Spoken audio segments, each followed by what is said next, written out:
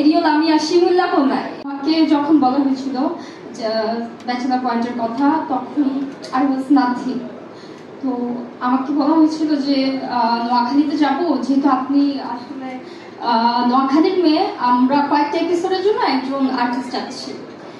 তো আমার তখন মনে হয়েছিল যে আচ্ছা ঠিক আছে, আমি তো আসলে অ্যাক্টিং পারি না, তারপরও ট্রাই করি। সেই ট্রাই করা থেকে আসলে সিজন 3 থেকে এখন সিজন 5 এ চলে আসছি। আপনাদের সবার ভালোবাসায় আসলে আমার অডিয়েন্স না থাকলে এটা সম্ভব হতো না। কাজল আরফিন, অমি ভাইয়া, আসলে আমি কি বলবো, I am very emotional right now, because আমি কখনোই ভাবিনি যে সিজন 5 পর্যন্ত আমি আসবো।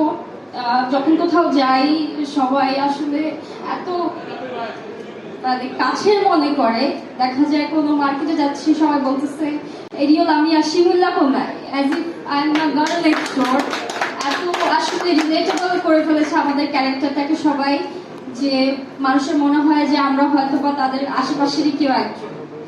সো এই ভালোবাসাটা পাবো আপনাদের কাছ থেকে, এটা কখনো আসলে আশা করিনি। আমি অনেক ছোট মানুষ, যখন শুটিংয়ে যাই আমি সবার থেকে ছোট, বাট তারপরে সবাই আসলে আমাকে এত ভালোবাসা দিয়ে আসলে আপন করে নিয়েছে একদম 2022 থেকে এখন 2025 সাল পর্যন্ত। So of course I am grateful to you all, thank you so much.